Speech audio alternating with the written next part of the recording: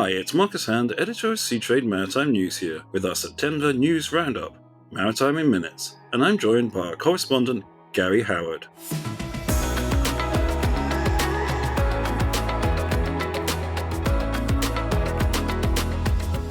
We're at the end of Q3.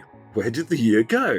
Well, there's been no shortage of things to write about in shipping over the last 9 months, and September was no exception. So let's get straight into it, and Gary, what do you have for our listeners from the first week of September?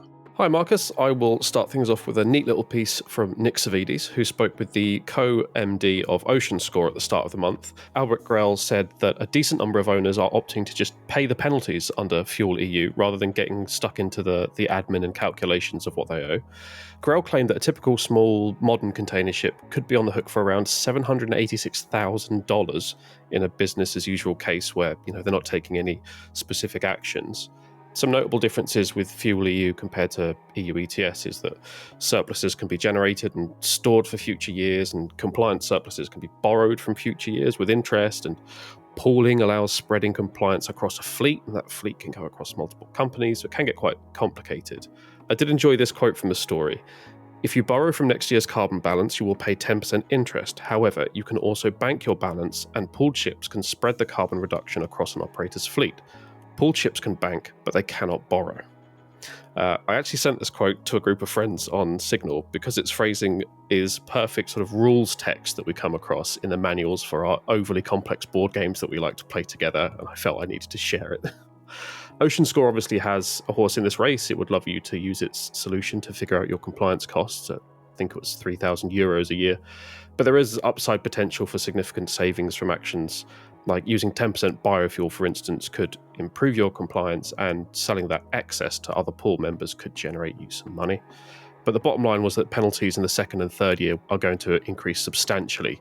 So if you've opted to do the equivalent of just parking wherever you like and paying the ticket, be warned that the ticket might be much more expensive next time round. You're unlikely, though, to have your ship towed, I believe. Marcus, are there any big changes at the start of September? Maybe ones that overlapped with a giant trade show and came immediately after you were on leave for a week? Yeah, something like that, I suppose. There was a quick trip down to Australia in there, and the other big event apart from SMM, before I dive into my pick for the first week of September, was that something that regular readers of Seatrade Maritime News would have noticed, and that was that on the 3rd of September, we got a new look website. Months of work behind the scenes culminated in a completely new version of Seatrade Maritime News that incorporates loads of reader-friendly and commercial features. I'd particularly like to highlight the optimization of the site for mobile devices, giving it a cleaner, more user-friendly look on your mobile phone or tablet if you're reading on the go, which we know many of you do. We also have a much improved search function, giving you easy, searchable access to over 50,000 articles published since the site's launch in 2012. It's a fantastic resource, and it's all free. Check it out on seatrade-maritime.com if you haven't already. Now, while we were working hard behind the scenes on the new website, we of course had to keep the news flowing. I'm going to come back to a topic from previous episodes, and that is the transits via the Cape of Good Hope. The name, Cape of Good Hope, for that part of the world is the one it has for a good reason. When container ships started diverting en masse via the Cape, we were heading into summer in the southern hemisphere. But winter was always going to be another matter, with mega box ships and high-sided stacks of containers battling winter storms. And true enough, there have been a spate of serious container stack collapses and losses at sea over the winter months. The Liberian-flagged MSC Antonia was the latest at the end of August, losing 46 containers overboard and suffering damage to a further 305. All told, 5 vessels have lost over 200 containers overboard, and the South African authorities have been seeking to recover the lost boxes and identify which ships they came from. Let's hope by next winter, vessels are back to transiting the Red Sea and the Suez Canal as normal. I think it's easy to kind of forget that these names have a good reason behind them, or even to think that those kind of problems are restricted to, old-style wooden sailing ships. But yeah, the Cape isn't a nice place to be in a big ship with windage, is it? No, it wouldn't be, your choice for sort of winter time if you could avoid it. But no, that's the current situation. If you're enjoying the Seatrade Maritime podcast, make sure you never miss an episode by subscribing on the app of your choice. Second week. Hats off if you did this on purpose, Marcus, because this does feed very well into my next story, but listeners, please don't expect segues of that quality every time. The Red Sea conflict has created a headache for the new container alliances, which are set to come into force from February next year, because they need to work out where the ships are going to go. Taking the upcoming Gemini alliance as an example, which in the same week cleared the US Federal Maritime Commission, despite some objections from the regulator. Gemini connects over 85 ports and will deploy somewhere between 300 and 340 vessels to do so. That sounds like a headache. I wouldn't want to work that out. And what's worse is that they had to do the whole calculation twice. Once using the current Cape of Good Hope rerouting, and again to see what the network looks like once transits of the Red Sea and Suez Canal are safe again. Gemini is set to make its decision on which of its twin networks it will deploy from February 2025, and there are no signs at the moment that I've seen that the Bab el-Mandeb is going to be safe to transit, so I expect we're at least starting out on the Cape of Good Hope version. Gemini is, of course, Hapag-Lloyd and Maersk. Maersk and MSC revealed they were parting ways many moons ago, and that reshuffle has kind of happened since. MSC is going to stand alone from February 2025, albeit lending some support to another alliance. The premier alliance of HMM, One and Yang Ming have signed a 5-year deal on the East-West trades, and MSC will work with the trio on the Asia-Europe trades, plugging a gap that will be left when Hapag-Lloyd leaves. MSC also has 2 plans in place, depending on how the Red Sea develops. Marcus, I believe you have a reminder next of why everyone is spending millions of dollars of fuel and wages to avoid the Red Sea. Indeed, continuing with those good segues. Going to be staying with the Red Sea, this time looking at the ships, of which there are a significant number that continue to transit that region despite the risks of attack from the Houthi in Yemen. The attack on the Greek-owned Suezmax tanker, the Sunion, in the latter half of August left the vessel abandoned and ablaze, with very real fears it could break up and sink, causing one of the largest oil spills in history. Initially, the Houthi refused to allow salvage tugs to approach the vessel, but later relented. On 14 September, salvors operating with the protection of the EU naval force Aspides were able to bring the still-burning Sunion under tow. On 16 September, the stricken tanker reached a safe location without any oil spill. That's the first stage in averting what could otherwise be a major environmental catastrophe, and we'll be keeping you updated as we learn more on what happens next.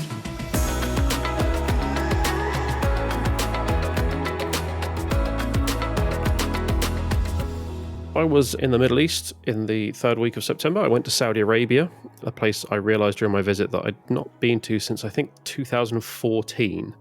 I was there for the Saudi Maritime and Logistics Congress, the new iteration of the show that I went to a decade ago. And just reflecting, in 2014, I went out there to what I think was maybe 1 or 2 day conference in a single ballroom in a hotel with a few exhibitors outside and a couple of hundred delegates. In 2024, the Saudi Maritime and Logistics Congress had over 10,000 attendees and over 200 exhibitors. So it's been a bit of a change there. I also remember that 10 years ago, many members of the Seatrade team at the time couldn't attend the show as they were unmarried women, and the visa process was one of those send off your passport and get one of those giant full-page stickers in there kind of affairs. This time around, the much larger Seatrade team, with I think many more unmarried women in it, along with colleagues from Informa Markets and its local events company Tahaluf, were all on site. The visa process was online and easy, and the social changes in Saudi Arabia meant the whole thing felt much more relaxed. It didn't feel too different to any other shipping event that I've been to in the giant exhibition centres around the world. But anyway, the news. You may have heard me interview Paul Hesbeck on the Seatrade Maritime podcast. He's CEO of Folk Maritime, the new feeder and short sea operator backed by Saudi's sovereign wealth fund, PIF. Paul took to the stage in a panel discussion and said that the Gemini alliance may deliver on the initial promise of large container ships that the market expected over a decade ago. Gemini's hub and spoke network, perhaps another example of shipping finally catching up with aviation, will see the big mainline ships calling just 2 or 3 hub ports on their loops, and then shuttle services will connect onwards to other ports. Potentially good news for Folk Maritime, perhaps, who may be picking up some of these sort of last sea miles, as they call them, between the hubs and smaller ports that it serves around Saudi and its nearby markets. To quote Hesbeck, if they are successful, the industry will change and we will know within the next 12 to 16 months. We'll all be watching closely as the new network takes shape, because the reliability target of over 90% that Gemini has set itself is far above the recent levels of, I think, just over 50% or thereabouts. Although, I guess if we're fair to the container lines, there's been some disruption around. I should say that Paul never mentioned Gemini by name, but he did say something about believing the two companies involved in a new consortium can make it happen, which narrowed it down enough for me. Over to you. Yeah, I'm actually very interested to see how this pans out, because if you go back, I think this must be about a decade now, Maersk launched a service called Daily Maersk, where the concept was supposed to be more like Air Express, where it guaranteed a transit time, and how your box got there didn't really matter. Did it go through multiple hubs, what ship it was on, and so forth. And that service lasted, I think, about 9 months before it was quietly dropped. So it'll be interesting to see if the industry is a bit more welcoming of this kind of thing a decade on. Yeah, I mean, obviously you'd expect the companies involved in the alliance to say how great it is and how achievable it is, but hearing someone outside of those companies say that they think, this might have quite a big change, sort of eased my skepticism a little bit, even though Hesbeck is himself a former Maersk man. He was CEO of Hamburg Sud when or just after they were taken over by Maersk, so he knows the Maersk team well. No, indeed, it'll be interesting to see how it pans out, and it would be a huge change for the industry. I'm going to stay with container shipping, but something quite different. It's 6 months since the container ship Dali destroyed the Key Bridge in Baltimore Harbor. But the legal battles are just heating up. Our US correspondent, Barry Parker, has been on the case. A report issued by the US National Transport Safety Board, or NTSB, points to a loose cable connection of the vessel's electrical switchboard as a potential cause of blackouts that led to loss of control of Dali and its fatal collision with the Key Bridge. While this is not the final report, that's likely another 6 months away, it has sparked a flurry of legal proceedings. Days later, the US Department of Justice filed a $100 million suit against the owner, Grace Ocean, who are actually sat in the building right next to the one I'm in now, and manager Synergy Marine, for the cleanup and recovery costs, saying that they were well aware that the vibration issue could have caused a power outage. A week later, the state of Maryland, where Baltimore is located, upped the ante considerably with a $1 billion plus suit against the owners and managers, seeking compensation for costs incurred to date, and the future costs including the reconstruction of the bridge. The owners and managers, meanwhile, are trying to limit their liability to just $43 million under a 1851 Limitation of Liability Act. However, this could be under threat from a new bill introduced a month ago, entitled Justice for Victims of Foreign Vessel Accidents, which, if passed, would apply retroactively. That would have implications not just for Grace Ocean and Synergy, but owners of international vessels involved in major casualties in US waters as a whole. Gary. It seems strange to me, this kind of vilification of foreign vessels, when America does rely quite heavily on them, whether it wants to or not. Well, they do have the Jones Act, so I'm not sure what else to say. Yeah, which does suggest the not side of the equation.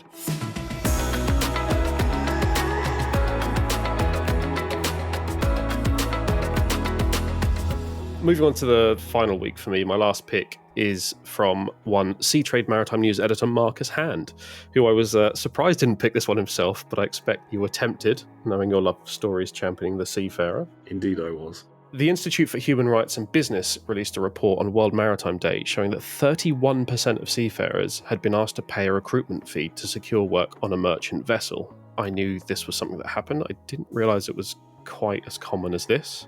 Just under 3/4 of those asked to pay a fee did so, ranging from $99 to over $10,000. About a third of the fees were under $500, almost half were in the $500 to $5,000 range, 6% at $5 to $10K, and 2% over $10,000. This problem is particularly acute in India, and I noticed there was a high proportion of Indian respondents to the survey. Whether that's inflated the figures or not, clearly this is a serious issue in need of action. Some seafarers have to go into debt to pay these illegal fees, which can affect mental health. I personally can't imagine starting a new job and having however many weeks or months of my labour being spent simply, paying back the illegal entry fee to work. interesting research. But looking at the report as well, they say that the findings are not much different to the 2023 findings. Their recommendations haven't changed much either. So it feels like something the industry really needs to get behind is shaking out. Marcus, what did you find you needed to cover that wasn't that? Well, I must say I completely agree with what you just said at the end there. But yeah, there's an awful lot happening in the last week. I'm actually going to cover two stories. Briefly first, I'm going to stay with crewing and mention the Philippines President Ferdinand Marcos Jr. signing the Magna Carta of Filipino seafarers into law on the 23rd of September after it was delayed back in February. The act brings the world's largest crewing nation's laws into line with the provisions of the Maritime Labour Convention. It's also proved controversial, part of the reason it was delayed, in trying to address issues around the country's private maritime training institutes and ambulance-chasing lawyers in seafarer injury cases. Now the act is in place, enforcement will of course be key. Now, we couldn't finish this episode without mentioning the looming dock worker strike at US East Coast ports, which is now less than 24 hours away as we record this, and unless something happens dramatically in the coming day, will have started by the time this comes out. The current master labour contract covering 85,000 dock workers at US East Coast and Gulf ports expires on the 30th of September, and the International Longshoremen Association, or ILA, has pledged to strike coastwide from 1st October if a new agreement is not reached. That would not seem terribly likely given the unions walked out of negotiation with the employers, represented by the United States Maritime Alliance, or USMX, back in June, and have not returned to the negotiating table since. There is also an unwillingness by the Biden administration to intervene at a federal level. So, both ports and container lines are now preparing for the strike to go ahead and terminals to shut down. Speaking to Ocean Network Express CEO Jeremy Nixon last week, he saw little in the way of viable alternative ports of call, be that Mexico or Canada due to lack of capacity, and if they try to divert to the US West Coast, they've been told that the dock workers just simply won't handle the ships. So, asking him what would happen, he said, "So the vessels that are now on their way to the East Coast will have to sit and wait until the industrial disruption is resolved." This could get quite interesting. Oh, super interesting considering the timing for the US election as well. I think that's why President Biden doesn't want to intervene, because he wants the support of the unions. So, what happens next? Make sure you head over to seatrade-maritime.com to find out. If you want to learn more about all the stories featured in this episode, links are in the show notes. Thank you for listening, and we look forward to joining you on our next episode of the Seatrade Maritime Podcast.